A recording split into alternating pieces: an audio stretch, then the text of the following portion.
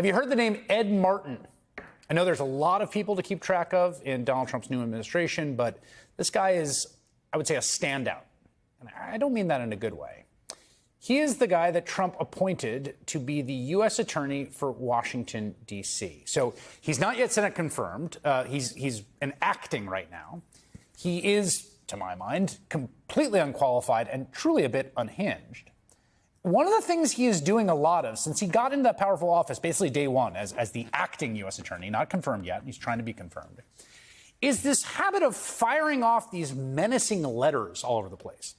For instance, to medical journals, from the New England Journal of Medicine to the Journal of Obstetrics and Gynecology to Chest. That's a scientific journal for chest doctors. If I'm being honest, it's the first time I've ever heard of it. In these letters, Martin accuses the journals, this is the U.S. attorney, acting U.S. attorney, accusing the journals of bias and demands that they report back to him. This is the kind of thing Ed Martin does. It's sort of his thing.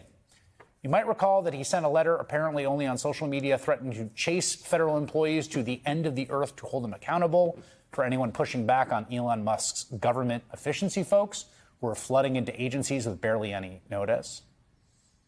This is someone, it would seem to me, based on these letters, who is under the impression that he lives in an authoritarian state, not a free country, where people with the policing power that he's been vested with get to just impose their will on any institution whatsoever, from, you know, the Chest Journal to Georgetown Law School to Wikipedia. Now, the Senate Judiciary Committee has yet to vote to start Martin's confirmation hearing. But Republican Chair Chuck Grassley said today it is not on the agenda because Republicans still have questions, as they should. And there is really just a really long list of reasons not to nominate this guy. At one point, for instance, he was representing both sides of some of the January 6 cases. He was still attorney of record for the defendants. That's what he was doing a lot of before he became acting attorney, U.S. attorney, while he was also serving as a prosecutor in the office seeking to dismiss the charges. And I think it's a pretty obvious violation of legal ethics to be on both sides of the same case. Reuters reported that in an email to staff, Martin said he had stopped working on the cases and was, quote, under the impression that I was off the cases. But he still advocates for the January 6 rioters, likening their cases to Japanese internment under FDR. He's also tried to get his office to essentially gin up baseless criminal investigations. It's a real serious no-no against, for instance, climate nonprofits. In fact, they were so baseless that the senior career prosecutor who was instructed to start this investigation resigned rather than carry out the demand. And so then Ed Martin decided to try and submit a warrant on his own. He was trying to freeze the money these organizations had. That warrant that he submitted by himself was rejected by a U.S. magistrate judge, something that very rarely happens, who found the request failed to establish a reasonable belief that a crime occurred. Ed Martin has also appeared on Russian television more than 150 times, which does seem like a lot, and now has been caught in another set of, let's say, statements that test the boundaries of truth. Here he is last July interviewing a man named Tim Hale, who he describes as a January 6 prisoner. Now, Hale might look unremarkable there in that interview, but here's what he looked like while on duty as a naval contractor in April of 2020, proudly wearing a Hitler mustache. And that was not the only time. The Department of Justice recovered these other pictures from his phone, posing with his Hitler mustache, along with several pro-Hitler images. Court filings noted that co-workers remembered Hale ranting about Jewish people and saying, and we quote here, Hitler should have finished the job. In written answers to the Senate Judiciary Committee, Martin claimed, well, he just hadn't seen the pictures of Hale with the Hitler mustache. I'll say, I think it's a little tough to believe, since even a very basic Google search will turn up headlines that clearly lay out Hale's avowedly Nazi sympathies.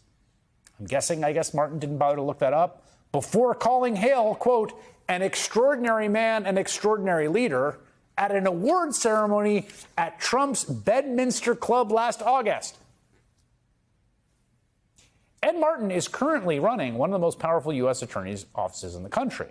But he can't stay there indefinitely. He needs Senate confirmation to continue in the job. And now there is a big effort to stop him from being confirmed. And we have some major news on that next. The nomination of Ed Martin to the powerful position of U.S. Attorney in Washington, D.C. is sparking lots of concern on Capitol Hill. Congressman Jamie Raskin is calling for an FBI investigation of Martin for failing to disclose that he made over 150 appearances on Russian state TV and radio, asking the FBI director to investigate whether Mr. Martin's omissions were inadvertent or part of a deliberate attempt to conceal his extensive ties to Russian media and intelligence operations, writing, quote, "The Congress of the United States and the American people deserve a full picture of Mr. Martin, his relationships to Russia, and his political loyalties." Congressman Jamie Raskin, Democrat of Maryland, is ranking member of the Judiciary Committee, and he joins me now. I suspect, Congressman, that the appearances on Russian state television are not the only reason that you think Mr. Martin wouldn't be an ideal candidate for this job. You're correct. He's been describing a neo-Nazi Holocaust revisionist who dresses up like Adolf Hitler and gives himself a Hitler mustache as a great man, a great leader, a great friend of his.